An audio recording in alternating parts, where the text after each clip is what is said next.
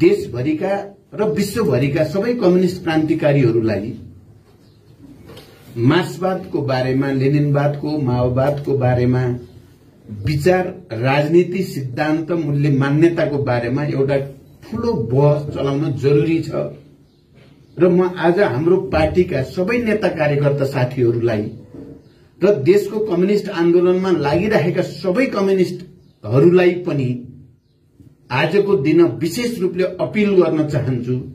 जस्तो आजको विश्व परिस्थिति छ, जस्तो आजको राष्ट्रिय परिस्थिति, राजनीतिक परिस्थिति छ र अब यो परिस्थितिलाई चिरेर नयाँ ठाउँमा हाम्रो आन्दोलनलाई लैजानको निम्ति सबभन्दा पहिला विचारमा, राजनीतिक कार्यदिशामा, कार्यक्रममा चाहिँ नयाँ स्तरको संश्लेषण, विश्लेषण आवश्यक छ र सबैको ध्यान यसमा जाओस्।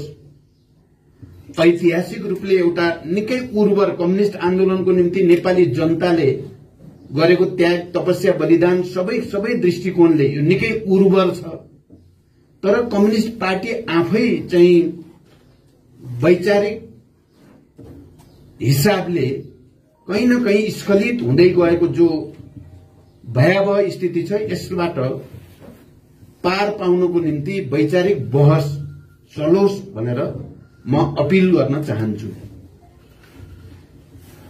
कम्युनिस्ट आन्दोलनको यो 72 वर्ष निकै उतार चढावमय रह्यो र यसबीचमा थुप्रै शान्तिपूर्ण र सशस्त्र क्रान्तिको नेतृत्व कम्युनिस्ट पार्टीहरूबाट हुँदै आयो र एउटा ठूलो राजनीतिक परिवर्तन ल्याइपुर्याउनको निम्ति कम्युनिस्टहरूको भूमिका नै निर्णायक रह्यो।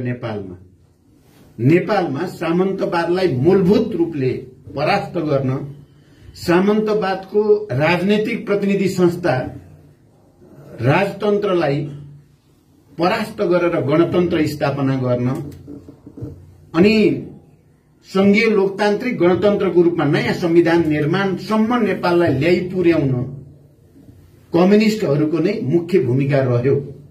अझ त्यसमा पनि चाहिँ पछिल्लो चरणमा माओवादी जनयुद्ध र अनि सँगसँगै जनआन्दोलन पनि 7 राजनीतिक दल समेतसँग मिलेर गरेको जनआन्दोलनको कारणले एउटा नयाँ परिस्थिति सिर्जना भयो। कम्युनिस्टहरूले नै यति ठूलो राजनीतिक परिवर्तनको नेतृत्व गरेकै कारण नेपाली जनताले माओवादीलाई 2064 सालमा अत्यधिक मत दिएर विजयी बनाएको र गणतन्त्र नेपालको पहिलो सरकारको नेतृत्व गर्ने अवसर नेपाली जनताले दिएको हो र कम्युनिस्टहरूको भूमिकाकै कारण उनीहरूले हिजो भूमिगत हुँदा या आन्दोलनका क्रममा प्रदर्शित गरेको त्याग, तपस्या, जनताको निम्ति गरेको भूमिकाकै कारणले कम्युनिस्ट यति लोकप्रिय नेपालमा भएको हो। प्रतिक्रियावादीहरूको लागि देशभित्र र देश बाहिर पनि नेपाल जस्तो देश जो दुईटा विशाल छिमेकी चीन र भारतको बीचमा छ, त्यस्तो देशमा कम्युनिस्ट आन्दोलन यति लोकप्रिय हुने कुरा प्रतिक्रियावादीहरूलाई सही भएको कुरा होइन। यो बुझ्न सकिने नै कुरा हो। लेनिनले समाजवादी आन्दोलन साम्राज्यवाद र समाजवादी आन्दोलनमा फुट भन्ने एउटा असाध्यै महत्वपूर्ण लेख हो लेनिनको। म सबै कमरेडहरूलाई एकचोटि अहिलेको सन्दर्भमा पनि लेनिनको त्यो लेख खोजेर पढ्न म अनुरोध गर्न चाहन्छु। साम्राज्यवाद र समाजवादी आन्दोलनमा फुट भन्ने शीर्षकमा छ त्यो लेख। अहिले फर्केर यति बेला पढ्दा चाहिँ हाम्रो लागि असाध्य धेरै उपयोगी, हाम्रै लागि लेखे हो कि भने जस्तो लाग्छ। कयौं प्रसंगमा जाँदा हामीले नेपालमा यति ठूलो राजनीतिक परिवर्तन ल्याउन भूमिका खेल्यौं। हाम्रा हजारौं शहीदहरूको रगत, हजारौं बेपत्ता योद्धाहरूको त्याग, तपस्या, हजारौं घाइते अपाङ्गहरूको तपस्या र लाखौं करोड़ौं जनताको पहलकदमीका कारणले नै नेपाल संघीय लोकतान्त्रिक गणतन्त्रमा गएको हो र कम्युनिस्ट आन्दोलन यति धेरै लोकप्रिय हुन सकेको हो। जुन कुरा साम्राज्यवादी या प्रतिक्रियावादीहरूलाई सही हुने कुरा थिएन।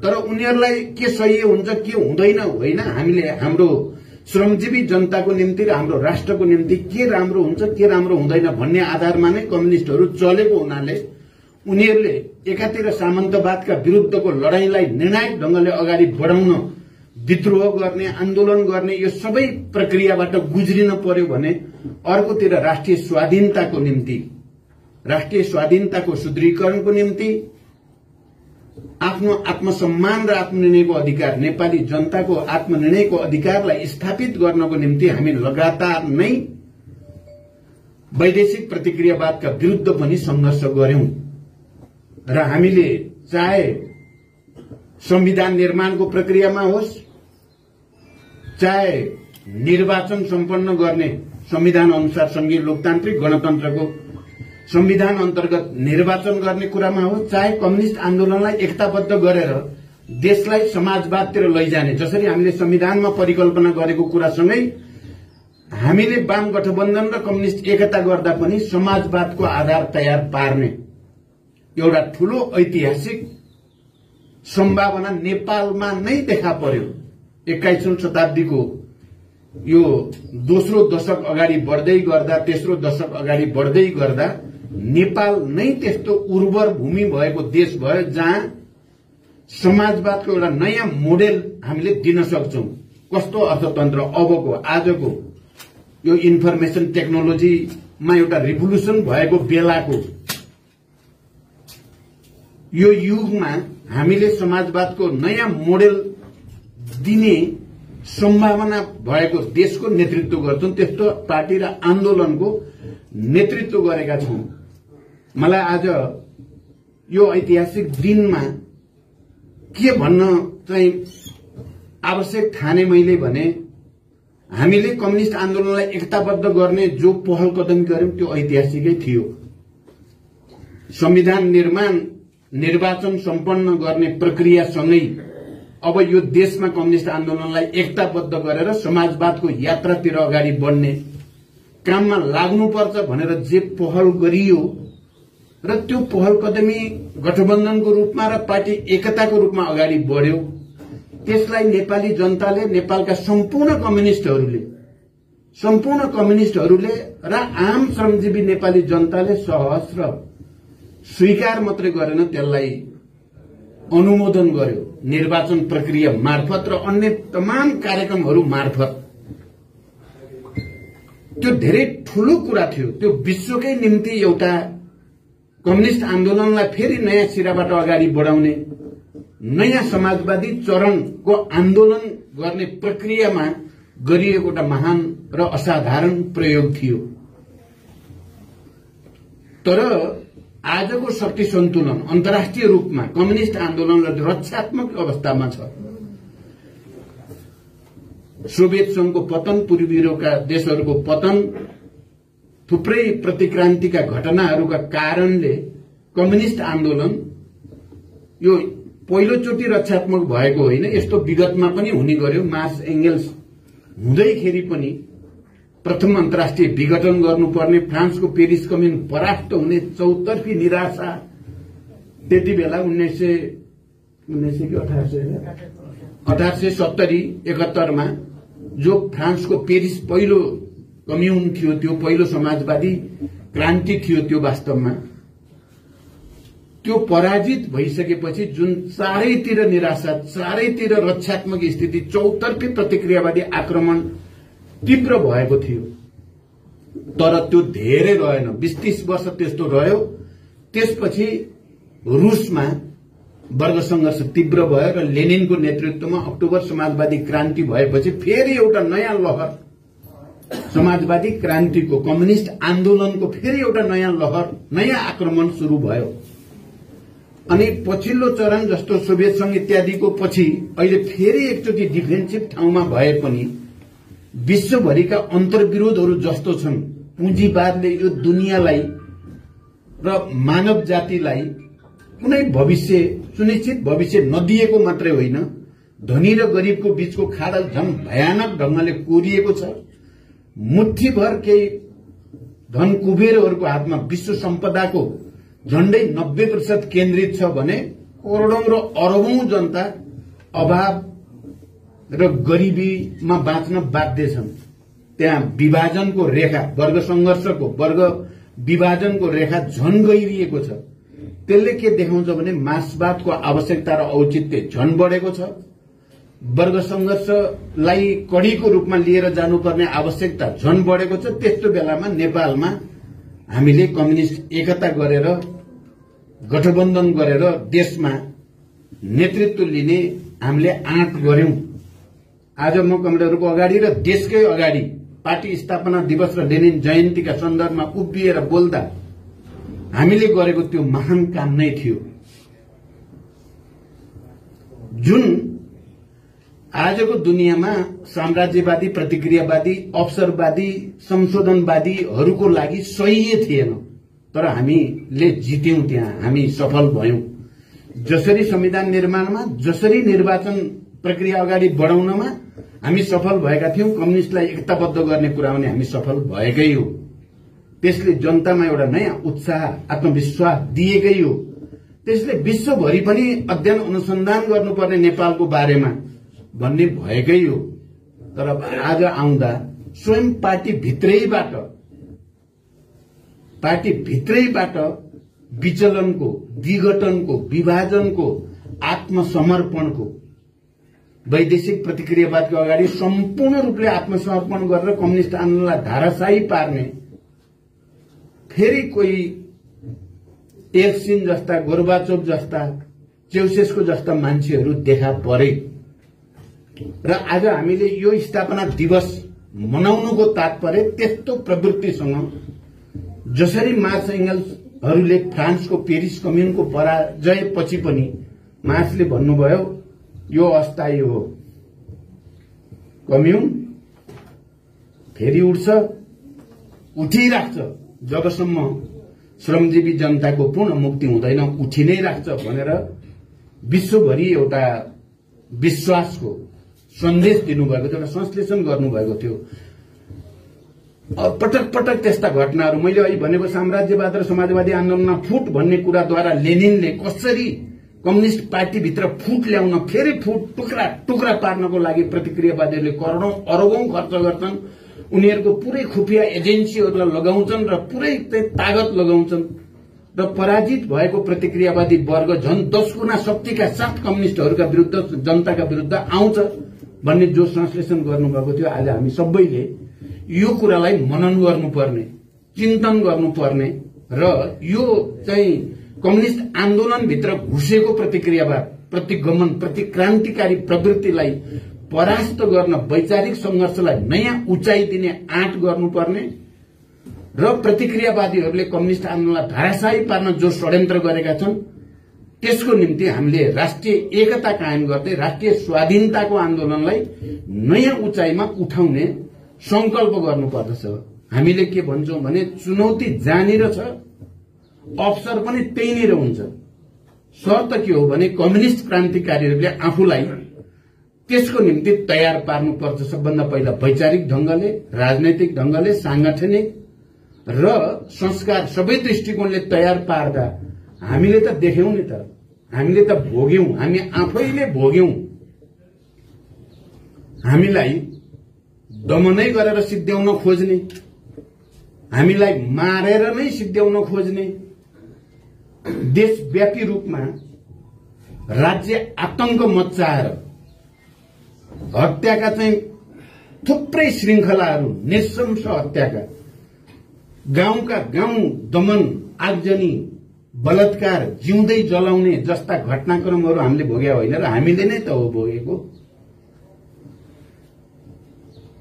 त्यति गर्दा पनि प्रतिक्रियावादीको केही लाग्दो रहेनछ नि त। हामी भित्र एउटा समर्पण छ, वैचारिक स्पष्टता छ र राष्ट्र र जनताको निम्ति, सर्वहारा वर्ग र मानव जातिको निम्ति एउटा नयाँ सुन्दर भविष्य निर्माणको निम्ति हामी समर्पित भएर जाँदा त कसैको केही लाग्दो रहेनछ नि त। अहिले हामी अलिकति स्ल्याकनेस आए जस्तो, अब के हुन्छ र खोइ भने जस्तो। मैले भने नि फ्रान्सको पेरिस कम्युन पछि भनौं या सोभियत संघको विघटन पछि भनौं, यस्ता थुप्रै थुप्रै उपक्रम जस्तै भएको अवस्था छ अहिले। तर हामी फेरि के देख्छौं भने यो हाम्रो लागि एउटा ठूलो अवसर पनि हो। प्रतिक्रान्तिका विरुद्ध, प्रतिगमनका विरुद्ध, अवसरवादका विरुद्ध लडेर राष्ट्र र जनताको कम्युनिस्ट आन्दोलनको रक्षा गर्ने यो राम्रो हामीलाई अवसर पनि प्राप्त छ। हामी कमजोर भएका चाहिँ छैनौं। माओवादी आन्दोलन, नेकपा माओवादी केन्द्र कमजोर भएको छैन। मैले यो बीचमा चाहिँ सामान्य जनताको घर गाउँमा या कार्यकर्ताहरूको पनि मनोभावनालाई नजिकबाट बुझ्ने कोशिश गरिराखेका छु। उहाँहरू सबैको चाहिँ हामी पहिलाको जस्तै क्रान्तिकारी भइदिउन्, पहिलाको जस्तै माओवादी भएर आइदिउन्, प्रचण्ड पनि पहिलाको जस्तै भएर गर्जियोस्, पार्टी पनि त्यसरी नै आओस् भन्ने चाहना नै जनताको चाहना छ। हामीले त्यो जनभावनालाई र राष्ट्रको आवश्यकतालाई बुझेर जाँदा म के देख्छु भने अहिले पनि हाम्रो अगाडि विशाल सम्भावनाहरू छन्। आज हामीले संकल्प गर्ने त्यही कुराको हो। हामीलाई अहिले पनि यद्यपि प्रतिक्रियावादीहरू र पार्टीभित्रै घुसेका प्रतिक्रान्तिकारीहरू मिलेर हाम्रो पार्टीलाई विभाजित गरे, तर हामी कम्युनिस्ट आन्दोलनको एकताको झण्डा झुक्न दिने छैनौं। हामी फेरि पनि एकताकै पक्षमा, कम्युनिस्ट आन्दोलनको एकता, नेपालका सबै उत्पीडित वर्ग, जाति, क्षेत्र, लिंग, समुदायको एकता, सिंगै राष्ट्रको एकताको पक्षमा अन्तिम समयसम्म हामी लडिराख्ने प्रतिज्ञा गर्नु, संकल्प गर्नु नै आजको दिनको आवश्यकता हो, हाम्रो ऐतिहासिक आवश्यकता हो। हामी त्यसो गर्न सक्छौं, हामीले त्यसो गर्नुपर्छ। तर त्यसो गर्दा मैले एउटा कुरा के भन्न चाहन्छु भने पहिला त हामी चाहिँ आफ्नो पार्टीलाई नै बलियो बनाउने, आफ्नै खुट्टामा उभिने, आफ्नै संगठनलाई दह्रो पार्ने, अनुशासित पार्ने, व्यवस्थित गर्ने, वैचारिक राजनीतिक रूपले नै स्पष्ट पार्ने, सांगठनिक रूपले पनि बलियो बनाउने, जनआधारलाई पनि सुदृढ गर्ने, शहीद बेपत्ता योद्धा, घाइते अपाङ्ग र उनका परिवारहरूसँग भेटघाट, छलफल, कुराकानी, उनीहरूका समस्या सुन्ने, जनताका समस्या सुन्ने, पहिलो चाहिँ यो र साथसाथै फेरि यसलाई प्राथमिकता दिँदै अरू कम्युनिस्ट आन्दोलनमा लागेका क्रान्तिकारीहरूलाई पनि एकताबद्ध गर्ने, अहिले जबरजस्ती प्रतिक्रियावादी र अवसरवादीले विभाजित गरेका कम्युनिस्टहरूलाई पनि एकताबद्ध गर्ने, मोर्चाबद्ध गर्ने, त्यो भूमिका चाहिँ हामीले कहिले पनि छोड्नु हुँदैन। गल्ती भयो थियो कि एकता गर्ने भन्ने सोचियो भने त्यो चाहिँ गल्ती हुन्छ। हामीले एकता गरेर गल्ती गरेको होइन, हामीले बिल्कुल सही गरिएको थियो। अहिले शक्ति सन्तुलन हाम्रो पक्षमा त्यति नभएको हुनाले विभाजन रोक्नै त सकिएन, तर हामी पराजित भएको चाहिँ होइन। हामीले पार्टी एकता गर्दा पनि कम्युनिस्ट पार्टीको झण्डै 70% एक ठाउँमा कमान्ड गरेकै थियौं। गलत प्रवृत्तिको चाहिँ नायकलाई हामीले चाहिँ गलत्याएकै थियौं, निकालिदिएका थियौं पार्टीबाट। वैधानिक ढंगले, आधिकारिक रूपमा, कानून सम्मत तरिकाले नै हामीले गलत प्रवृत्तिका खलनायकहरूलाई चाहिँ निकालेकै हो। त्यहाँ हामी पराजित भएको होइन। पराजित त उनीहरू भए जसले प्रतिक्रान्तिको बाटो हिँडे, जसको साथमा पार्टीको बहुमत थिएन। बहुमत मात्रै होइन, 1/3 लिएर बसेकाहरू चाहिँ विदेशी शक्तिहरूको आडमा मात्रै उनीहरूले चाहिँ यहाँ कानून मिच्ने, संविधान मिच्ने, सबै मूल्य मान्यता मिच्ने काम भएको छ। नेपाली जनताले बुझेको छ, नेपालका श्रमजीवीहरूले बुझेका छन्। हामी त्यहाँसम्म पुगेकै हो। हामीले आजको चाहिँ सिस्टम अन्तर्गत प्रतिनिधि सभामा बहुमत सदस्यहरूले हस्ताक्षर गरेर दलबाट पनि हामीले थालेकै हो।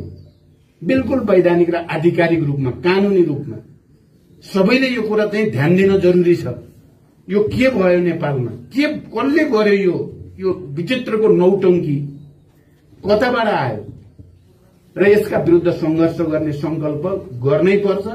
हामी एकताको झण्डा उठाउने हो, कम्युनिस्ट आन्दोलनको एकता, श्रमजीवी जनताको एकता, सबै उत्पीडित वर्ग समुदायको एकता, सिंगै राष्ट्रको एकता र विश्वभरिका जनताको एकता हाम्रो झण्डा, त्यो चाहिँ झण्डा हो।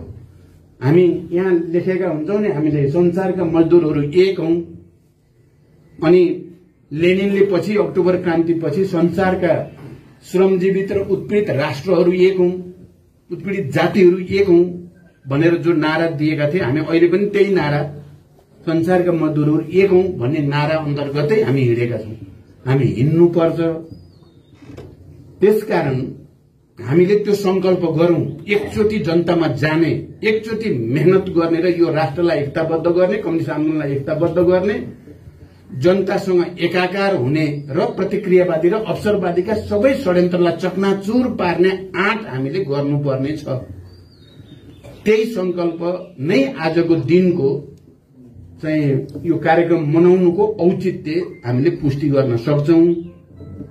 म यस ऐतिहासिक अवसरमा सबै कम्युनिस्ट आन्दोलनका विभिन्न धारामा रहेका कमरेडहरूलाई पनि एकताबद्ध हुनको निम्ति अपील गर्दछु। निराश हुनुपर्ने कुनै कारण छैन। भविष्य हाम्रै छ। जित्ने हामीले नै हो। सत्यले नै जित्छ। असत्य र चाहिँ बेइमानी र जालझेल एकछिन क्षणिक रूपमा त उसले भ्रम दिन सक्छ मान्छेलाई, जितेको ढोङ गर्न पनि सक्छ, तर जित्दैन। जित्ने सत्यले नै हो, न्यायले नै हो, जनताले नै हो। त्यही अपील सबैसँग गर्दै र अहिले भर्खरै कम्युनिस्ट आन्दोलनलाई पार्टीलाई एकताबद्ध गर्न नसकिने शक्तिहरूसँग पनि मुद्दामा आधारित भएर, जसले संसद विघटन गर्ने, संविधान मिच्ने कुरालाई असंवैधानिक, अलोकतान्त्रिक, निरंकुश र स्वेच्छाचारी कदम भनेर विरोध गरेर सड़कमा गए, ती सबै शक्तिहरू एक ठाउँमा उभिएर एउटा मोर्चामा खडा भएर यो प्रतिगमनकारी निरंकुश प्रवृत्तिलाई परास्त गर्न सबैलाई अपील गर्दै एकचोटि फेरि कमरेड लेनिन प्रति हार्दिक श्रद्धा र सम्मान प्रकट गर्दै हाम्रा संस्थापक नेताहरूप्रति पनि चाहिँ जसले यो पार्टी स्थापना गरेर आज देशमा यति विशाल कम्युनिस्ट शक्ति निर्माणको बीजारोपण गर्नुभयो, उहाँहरूप्रति पनि हार्दिक श्रद्धा र सम्मान प्रकट गर्दै सम्पूर्ण शहीद, बेपत्ता योद्धा, घाइते सबैप्रति श्रद्धा र सम्मान सहित म आफ्नो भनाइ टुङ्ग्याउँछु। धन्यवाद। अभिवादन।